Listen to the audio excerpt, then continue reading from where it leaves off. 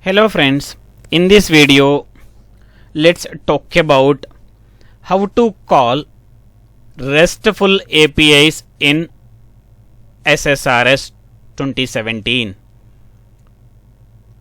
What is API here? API is nothing but application program interface. There are some scenarios somebody gives you the application program interface to you that you need to utilize in your SSRS development. How to do that? In which technology that API has been developed? When I say API or RESTful API, it will be in the format of XML. It's in the XML format. When any API is in XML format, it means that it is a platform independent. That API works with any technology. Now you do not need to bother about which technology has been used to develop the API. If you really understand, you can use Java or you can use .NET or you can use any other technology to develop the APIs. Here I am going to show you how to design a RESTful API and how to use that RESTful API in your SSRS report. I'll quickly show you how to do this activity practically. So let me take a Visual Studio to do this first. First I will be taking a .NET framework to design the RESTful APIs. Then I'll use this API in the SSRS report. So let me take a example customer or product. Simple example, I am going to take it as a product. Product ID, product name and cost. These are the three fields I am going to use in the API development as well as report development. So let's consider those three fields. If you are a .NET developer, then it's very easy to develop the API as well. Nothing to worry if you are not aware of the .NET. So please follow the instructions which I am going to give you here. That really helps you to do the RESTful API design, development, and then you can use that RESTful API in our SSRS development. So let's quickly go to the Visual Studio window where I have a new project. I just created a new project with the name of SSRS API. So if you want to talk about how to create it, you can simply file and new project. That's it. So here I will be using Visual Studio 2019. So it's up to you. You can use even Visual Studio 2017 or 2015 also. It is up to you. Now, so let's come back here. So as I told you, I will be using products information for my example. Okay. So to use this products information, first of all,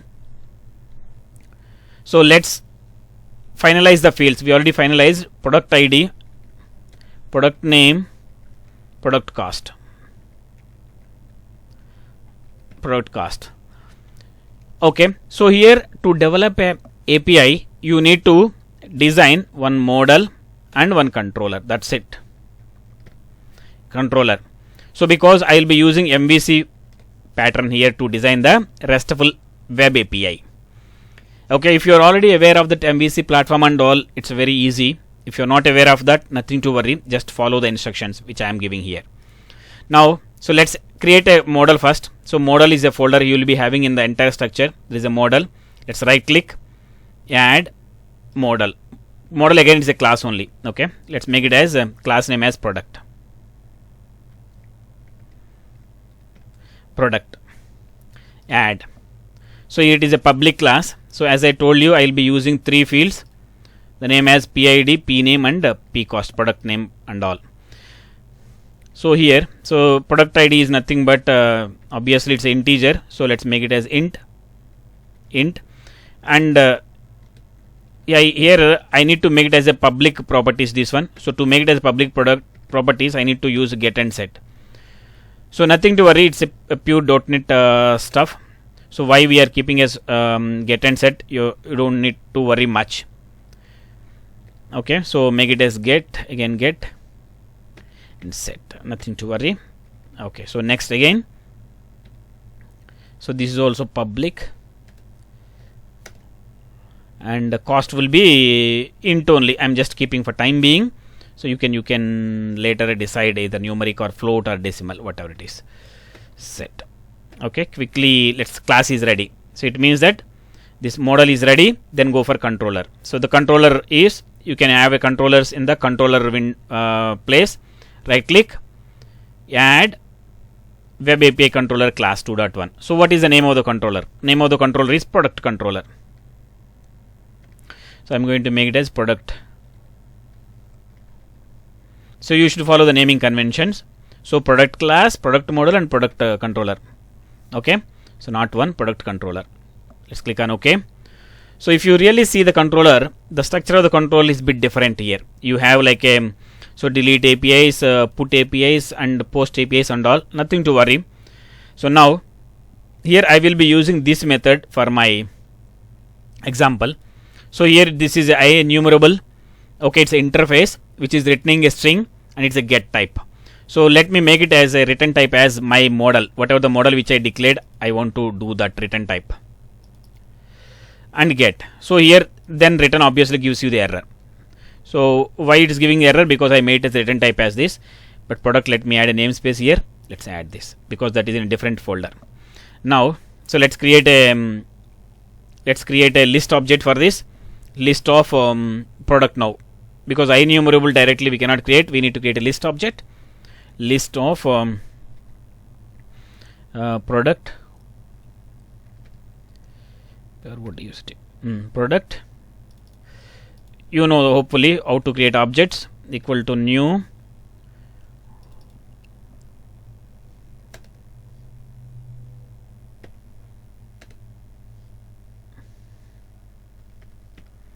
list of product. Okay, so here there is one easiest way is I can directly add a list of products inside the square brackets itself, and there is a different way also to add the products. I'll show you that also. So there is a one way of doing this is this. Sorry, here I need to give P. So some object name I have to give. So some P or products or something like that. CTS products. Whatever the name I want, I am going to give it.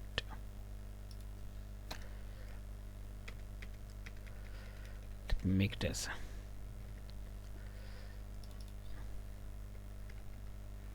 DUCTS products. Let me delete. Yeah.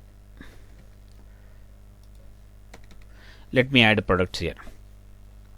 So what I am trying to do is I just created a product or some whatever I want here. So now, so here I am going to add now the list of objects in the, what happened? Let me change it. Let's do it once again. It's giving some error. So list of, I'm going to create one object similarly. So list of what is the model? Model name is, what is the model name we gave as product? Some product equal to new list of product. So here I told you I'll be adding the products here itself inside it. Okay, so how to add the product is easiest way of doing is like this. New product. So new product. I'll show you the different way as well. So here I'll be writing as what are all the classes what are all the product. Yeah, I can see here ID PID. So equal to some 120 comma. The next one is P name equal to some motor not single quotes, double quotes, motorbikes, and the cost is, let me make it as comma, P cost equal to some 4,500 bucks. Maybe it can be whatever it is. So in the next way, let me add again this different product. So here 121 mountain bikes or road bikes, whatever it is, mountain bikes just simply the cost is around some 5500 simply. So this is the one way of adding the products. Let's add a comma. This is one way of adding a products to the this one. So the other way is, I'm going to show you the other way also. Let me create a product class. Product p equal to new product. So here I will be doing a p dot PID equal to 122, p dot p name equal to not single quotes, name I'm going to make it as cars. Next p dot cost equal to some 6800. So I just ready, and now let's add to this pro dot add of this one p. So now see, if you really understand here, so I have added products this way and this way also. Now let me return, because the return type is product. Okay, so now return pro. Okay, so now it is done. Now this controller will be giving 3 records. One is motorbike, second is mountain bikes, third one is cars. So I am returning this. So once you are done, let's build this. So once you are done, let's build this. So let's build it. If you have any like a errors in syntactical or like some any errors, you can see it. Let's build it. So my laptop has multiple softwares, 2015 and all. That's the reason it takes a while. Now it's done. Now, so I have designed a product class, product model here, and product control here. And as I told you, API is nothing but it should be in XML format. To see the output of this particular controller in XML format, I need to add one small line in the global ASX file, global file, which gives the output of the particular one in a XML. You can see that global configuration method, global configuration and all. This method you need to add here in the global.asx file. So this really helps us to give the output in the XML format.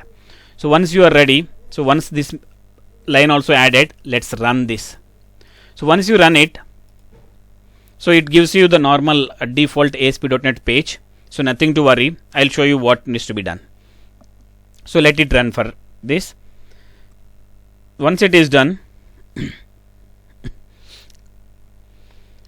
I need to make this web application as a web API. So I'll tell you how to make it now. So we already done all the settings. Simple thing we have to modify. I'll tell you that. Let it run. So if you remember, I designed a model for product model and product controller. So just keep in mind product.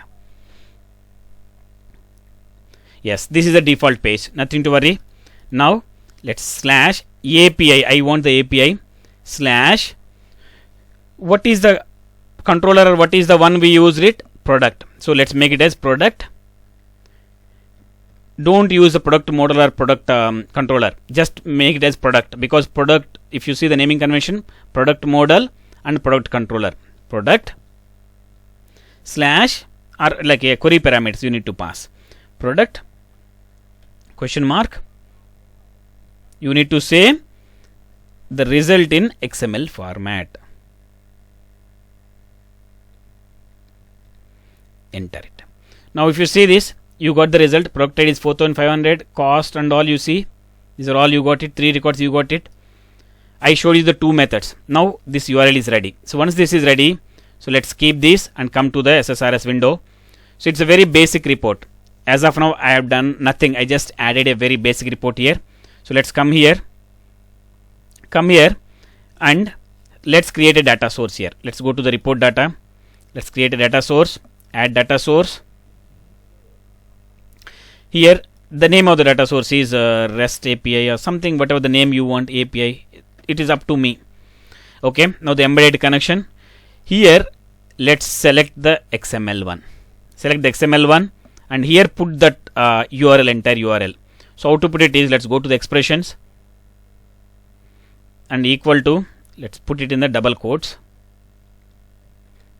Okay, click on OK. Just put it that whatever the URL I copied, I kept it and click on OK.